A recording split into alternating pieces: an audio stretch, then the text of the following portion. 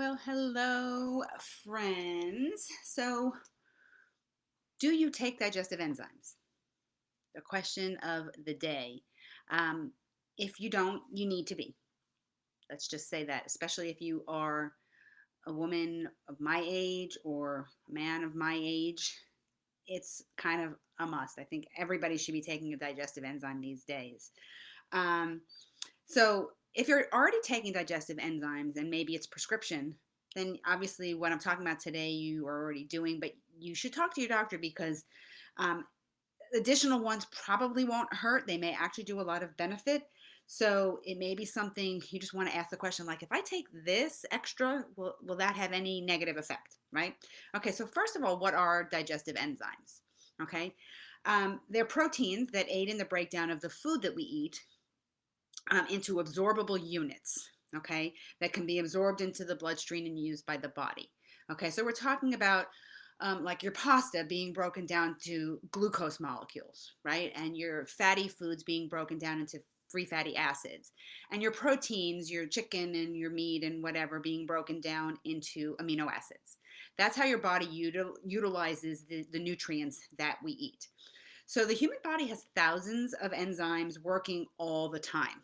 Okay, every chemical reaction requires enzymes to make it happen faster.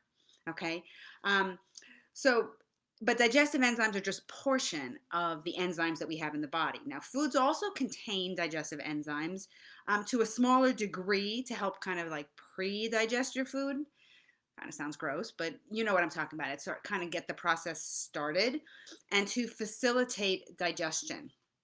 So, again, why do we need digestive enzymes? I said when we started that everybody needs them. So, why do I say that? In general, because the food we eat is lower in nutrients than, let's say, 25 years ago. Okay, you've heard me talk about this before. The soil has been depleted, food is picked, like fruits are picked from the trees or pulled out of the ground weeks before they are ripe when all of the nutrients really develop in the food, so that they can be sent to wherever they need to be sent to get to stores so we can buy them. Okay. Um, so we need to optimize the breakdown of the foods we eat to get as much nutrition out of the foods as possible. Number two, enzyme levels decrease as we age. As we get older, um, people say, oh, well, I've never had stomach problems before. Well, yeah, but one day was the first, there's the start of something. If you first got sick with a thyroid problem, well, the day before you never had a thyroid problem, and the next day you did. Okay, so these kind of things can pop up and happen, but if you take care of them proactively and try to avoid issues, you're always going to be better off. Number three, processed foods, which is the basic of the standard American diet, rapidly deplete your enzyme stores. Okay, so you're already behind the eight ball, and now you're eating crappy food, which has very little nutrition, and it's getting rid of the enzymes that you have. Okay, and lastly, and this is not an exclusive list at all, but a big category: chronic illness, medical problems in general, prescriptions, all of that. They lower your enzyme levels as well. Okay, so again, all of these reasons we need to up our digestive enzyme levels so that we can get the most out of our food, right? Why are we eating it if we're not going to get any benefits? Now, digestive enzymes actually begin to be released from the body as soon as you even start thinking about food. So, even right now, as I'm talking about it, my salivary glands are already starting to put out digestive enzymes because I'm just talking about eating. Okay. But as you prepare food or you're at a restaurant and you order a food, or that starts to happen. Okay, that's to get the process started. So the saliva contains digestive enzymes to start the process in the mouth. Now, good digestion requires proper mechanical breakdown of the food in your mouth. I mean, what did your mother say? Chew your food. Don't swallow so fast. Like chew it up. Really break down the food as much as you can without getting, obsessive. You don't have to chew it 100 times, but the more fibrous or the more thick or dense, like a piece of meat, the more you chew it, the easier digestion will be later on in the body. Okay, the stomach continues the process of digestion by releasing hydrochloric acid.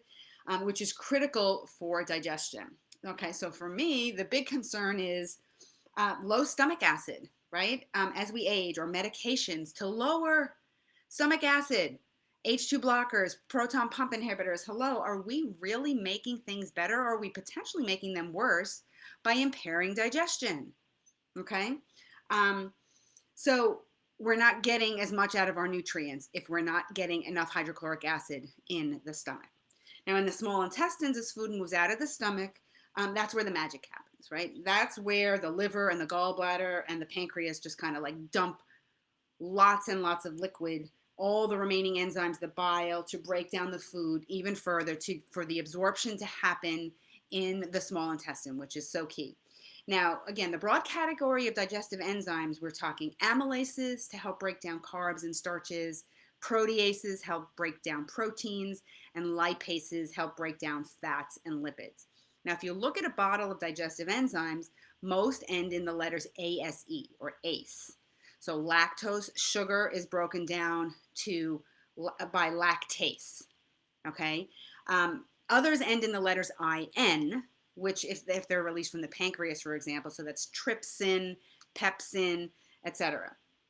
So when you start to look at digestive enzymes, you want to see that they contain these broad categories so that you're really digesting your foods, all categories of food, or find something specific for your needs.